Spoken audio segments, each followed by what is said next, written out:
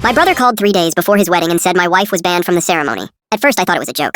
Ethan had always had a dry, cruel sense of humor, but his voice wasn't playful. It was tight, controlled, like he was reading from a script.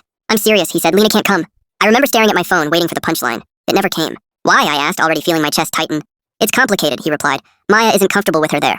Maya, his fiancée. The woman he'd known for 11 months. The woman who had somehow decided my wife of 6 years was a threat. Lena was sitting across from me at the kitchen table, folding napkins for the rehearsal dinner I'd volunteered to help host. She looked up when she saw my face drain of color. "What happened?" she whispered. I couldn't even answer her. I just put the phone on speaker. "Ethan," I said slowly, "you're telling me my wife isn't welcome at your wedding?" "It's just for the ceremony," he said quickly. "She can come to the reception. Maybe." Lena inhaled sharply but said nothing. I had been there for Ethan through everything. When he dropped out of college, I co-signed his apartment lease.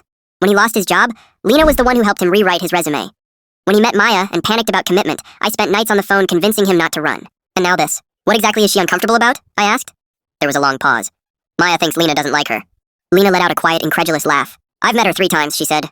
"See?" Ethan snapped. "That tone! That's what I mean." I felt heat rush to my face. "You're uninviting my wife because your fiancé thinks she has a tone?" "It's my wedding," he said defensively. "I have to prioritize my future." The call ended with no resolution. Just silence and the low hum of our refrigerator. That night, Lena tried to act strong. "It's fine," she said softly as we lay in bed. "You should still go." "No," I said immediately. "If you're not welcome, I'm not going." But doubt crept in. Ethan was my little brother. I'd practically helped raise him after our dad left. Skipping his wedding felt like cutting off a limb. The next day, Maya called me herself. "I hope you understand," she began sweetly. "I just need positive energy that day."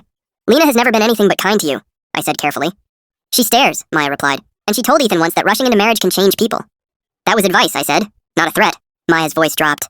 Some women don't like losing control over the men in their lives. It took me a second to realize she meant Lena. By the rehearsal dinner, the tension was suffocating. I went alone, Lena insisted. Ethan hugged me stiffly. "Thanks for coming." "Where's Maya?" I asked. "Upstairs, she's overwhelmed." During dinner, I noticed something strange. Every time someone mentioned Lena's name, Ethan flinched. His phone buzzed constantly. He kept stepping away to text. At one point, I followed him outside. "Is this really about Lena?" I asked quietly. He didn't answer right away. He just stared at the dark parking lot. Finally, he said, "Maya thinks Lena told you I wasn't good enough for her." "What?" I laughed in disbelief. "That's insane." "She saw messages," he insisted. I felt my stomach drop. "What messages?" He turned the screen toward me. They were texts. From Lena's number. Telling Ethan he was making a mistake. That Maya was manipulating him. That he deserved better. My hands started shaking. "Ethan," I said slowly, "Lena never sent those." He looked at me with something between fear and denial. "That's what she would say," he whispered. Behind us, the chapel doors creaked open, and Maya was standing there watching us. Watch the full story linked below.